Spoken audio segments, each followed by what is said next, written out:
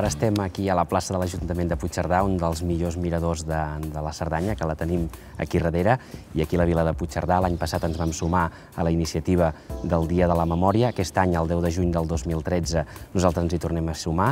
Nosaltres tenim un campanar que és especialment singular, el campanar de Santa Maria, que formava part d'una església que es va derruir durant la Guerra Civil, que ara l'estem rehabilitant per utilitzar-lo com a oficina de turisme i per poder-lo visitar, i en aquell marc emblemàtic del campanar de Santa Maria de Puigcerdà, de la nostra antiga església parroquial, és on celebrem el Dia de la Memòria, contents de poder-nos acollir aquesta iniciativa que celebren tants i tants pobles i ciutats del nostre país, de Catalunya, que arreu del territori ens assumem en aquesta iniciativa magnífica, que és molt bonica, i sobretot també, principalment, un dia de reivindicació nacional, a més, en un any especialment important. És evident que la manifestació de l'11 de setembre de l'any passat va marcar un abans i un després. Ara estem immersos en un procés important com a país, el del dret a decidir, el de poder exercir la nostra voluntat com a poble, i que si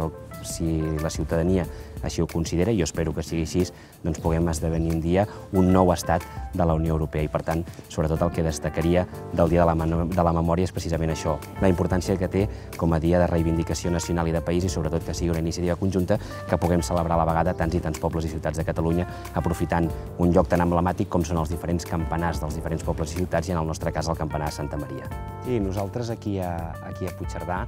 principalment ho celebrem amb música i ho celebrem amb poesia, interpretant música catalana i poesia catalana. Vam cantar l'any passat dues cançons molt significatives del repertori musical català, El cant de la senyera i l'Emigrant. Enguany també la idea és fer el mateix,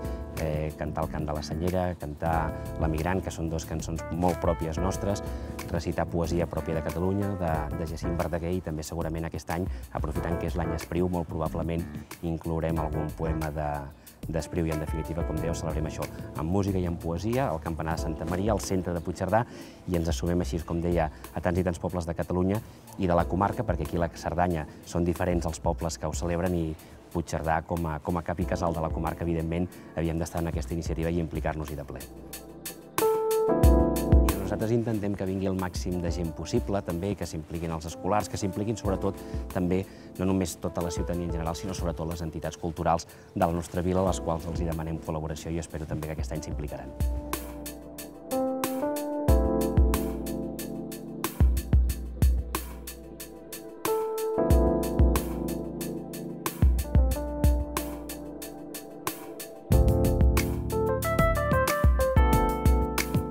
Per mi, la base d'això, i tal com m'ho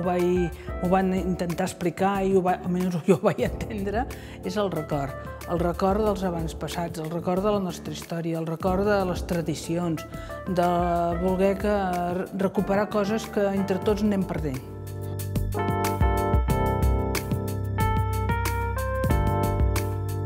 És un tema que verdaderament dona goig de cara a que tota la població se'n vagi enterant de celebrar les coses que ens interessen a nivell de història i de voluntat de Catalunya, no?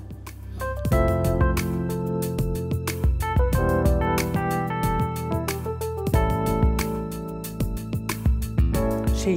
verdaderament és una defensa de la llengua, i per nosaltres també és molt important, perquè, clar, Verdaguer, Espriu, tots plegats, aquí tenim un altre tema, que és el Canigó, el tenim aquí mateix, el tenim a la vista. O sigui, a nivell de la lletra, és molt important per tots nosaltres aquí. Perquè, clar, evidentment,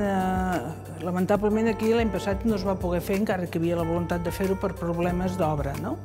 Però estic convençuda que al moment que aquell dia a la tarda la gent del barri, sí, principalment, sentin la campana, sortiran a veure què passa. I se'ls podrà explicar moltes coses d'aquestes, que d'altra manera és difícil. En canvi, les campanes criden a la gent, i més si no són el costum d'una hora que es toquin, sí, sí. Serà un bon altaveu. Verdaderament, la part de l'altra banda de la frontera són catalans, se senten catalans, però tenen encara un punt que no. Llavors, totes aquestes coses, totes aquestes reunions,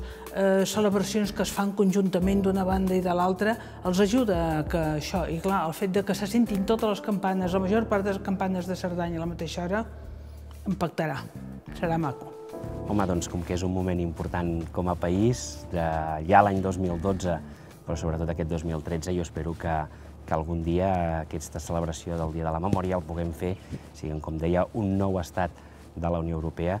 Durant aquests últims 100 anys, durant el darrer segle, el mapa de la Unió Europea ha canviat moltíssim i molts estats membres de la Unió Europea de dia d'avui, el darrer que s'ha incorporat, per exemple, que és Croàcia, fa uns quants anys no existien. Jo espero que algun dia, que sigui ben a prop, quan mirem el mapa de la Unió Europea, doncs hi surti Catalunya com a estat independent. Per tant, visca Catalunya lliure.